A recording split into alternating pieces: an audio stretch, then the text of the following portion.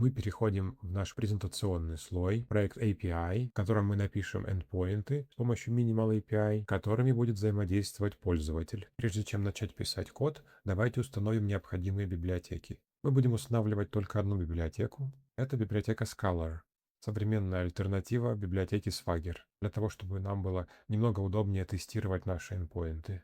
Мы ее устанавливаем в проект API. Теперь давайте создадим необходимые директории. В первую очередь это самая главная директория endpoints. Также мы создадим директорию abstractions, директорию extensions.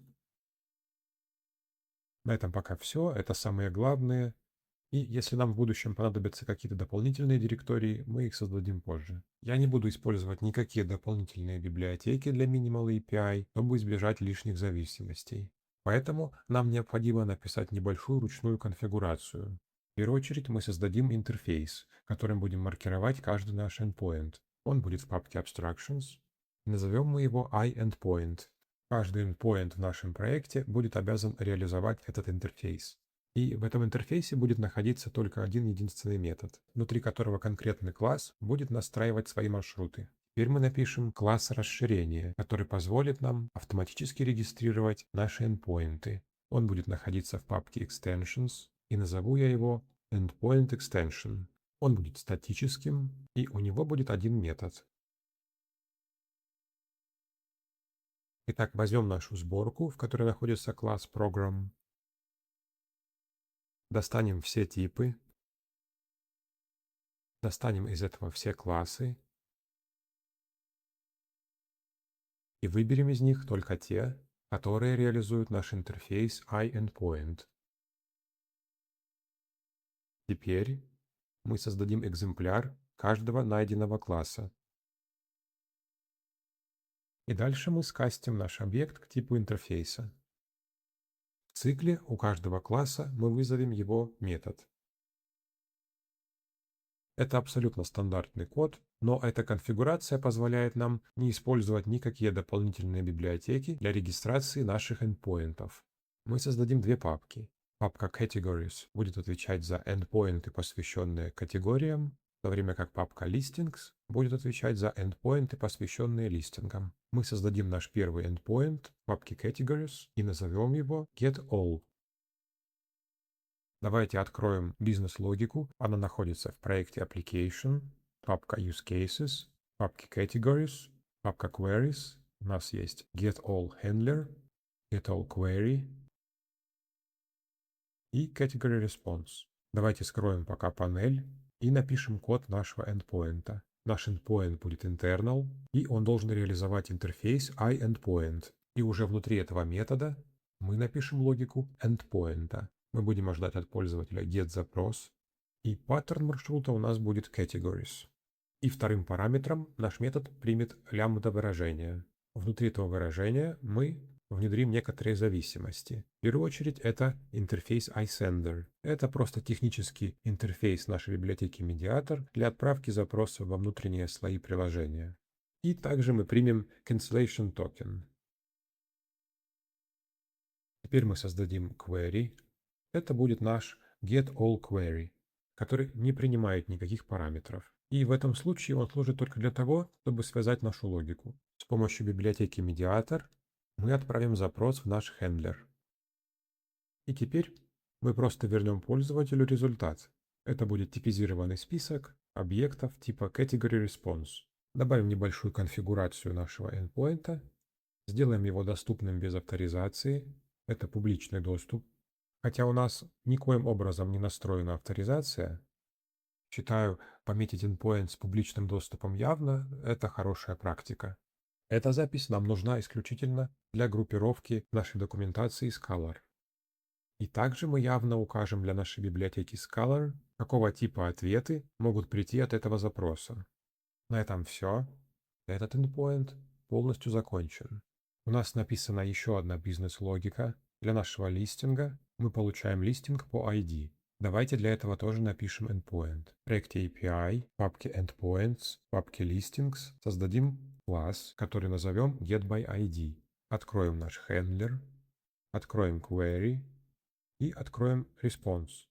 Закроем боковую панель Теперь мы можем написать наш endpoint. Этот класс также будет internal, будет реализовать интерфейс iEndpoint. Мы также будем ожидать get-запрос по адресу listings, и также мы примем от пользователя ID. Вторым параметром будет идти лямбда-выражение, которое будет содержать логику нашего endpoint. Первым параметром мы примем listing ID, который придет от пользователя в запросе. Дальше мы внедряем интерфейс медиатора и cancellation token. Теперь мы создадим query. Это getById query, в который мы передадим listing ID. И вернем пользователю успешный результат работы нашего хендлера с типом 200. Но обратите внимание, что в нашем хендлере может произойти исключение. Это исключение сработает, когда листинг по такому ID не будет найден в базе данных. И тогда мы должны вернуть пользователю результат работы этого исключения и код ошибки 404. Для этого мы сейчас напишем специальный код, который будет заниматься глобальной обработкой исключений и возвращать пользователю правильный результат. Но для нашей библиотеки Scholar мы пометим, что этот endpoint может вернуть ошибку 404. Это успешный результат с кодом 200 и объектом listing response. Передавать статус 200 вот здесь не обязательно. Это дефолтное значение. И также у нас будет результат с ошибкой 404. Также для чистоты мы обозначим, что этот endpoint будет с общим доступом. И для библиотеки Scholar мы поместим его в группу листингов. Давайте теперь напишем код для глобальной обработки ошибок. Если пользователь пришлет ID, которого у нас нет в базе данных, он получил красивую ошибку, у которой будет статус-код 404. Создадим дополнительную директорию, в которой мы создадим специальный класс, назовем его Global Exception Handler. Этот класс будет реализовать встроенный интерфейс iExceptionHandler. Это главный метод интерфейса, он вызывается автоматически, если где-то сработало исключение. Для начала мы определим тип ошибки, используя конструкцию switch. Мы будем использовать родительские кастомные исключения, от которых наследуются наши исключения. Мы ничем не ограничены, их может быть сколько угодно, в зависимости от логики нашего приложения. Это наше базовое исключение, которое находится в проекте Domain, от которого наследуется наше исключение Listing Not Found Exception. И когда у нас работает Listing Not Found Exception, мы его перехватим вот здесь с помощью исключения Not Found Exception. Давайте для примера перехватим еще одно исключение. Также получим сообщение из этого исключения. И также давайте перехватим остальные непредвиденные ошибки. Ну а после появления других кастомных исключений нужно будет также обработать эти ошибки здесь. И, конечно же, мы не будем возвращать развернутое содержание ошибки, мы вернем короткую запись нашему пользователю. Давайте сформируем HTTP-ответ, установим статус нашего ответа и запишем содержимое.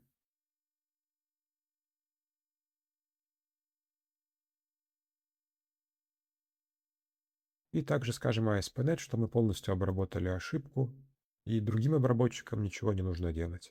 И теперь, прежде чем запустить наш проект и протестировать эндпоинты, нам необходимо сконфигурировать наш проект API. Давайте закроем все лишнее, перейдем в конфигурационный класс нашего проекта API. Для начала мы зарегистрируем наш кастомный обработчик глобальных ошибок и перейдем в файл program.cs. Тут я вижу опечатку. Мы 2 раза добавили Application Service. Теперь все окей. Мы должны были добавить наш API сервис. Давайте закроем боковую панель и допишем конфигурацию файла program.cs. Давайте найдем все классы с интерфейсом iEndpoint и зарегистрируем их маршруты. Также включим глобальный перехватчик ошибок. И теперь мы немного изменим наше окружение разработки. Тут мы седируем нашу базу данных. Теперь мы сгенерируем спецификацию OpenAPI. Это некий JSON-файл, который будет использовать наша библиотека Scholar. И также я хотел бы добавить графический интерфейс для библиотеки Scholar. Доступен он будет по этому маршруту. Итак, давайте попробуем запустить наш проект. Итак, нам не удалось запустить проект, мы видим ошибку неправильной регистрации нашего репозитория. Давайте перейдем в проект Persistence. Это была опечатка. Давайте попробуем запустить проект еще раз. Отлично. Наш проект запустился. Давайте теперь посмотрим, как работают эндпоинты. Перейдем по этому адресу в нашем браузере.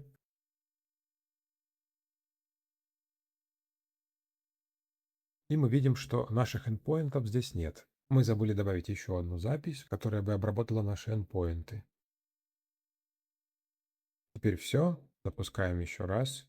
Обновляем браузер. Видим категорию listing и категорию category. В этих папках будут отображаться все наши эндпоинты по ходу их написания. Давайте попробуем сделать запрос, чтобы получить все категории. Код ответа 200. Окей, все работает. Мы видим все категории. Давайте теперь попробуем получить листинг по ID. Давайте я пока открою базу данных, чтобы взять листинг ID. Передаем его в запросе. И мы получаем объект типа listing response, только те данные, которые мы хотели передать для этого листинга. Давайте изменим ID на несуществующий и попробуем сделать запрос. Наша глобальная обработка ошибок срабатывает, мы получаем правильное сообщение, получаем правильный статус 404. Все работает отлично.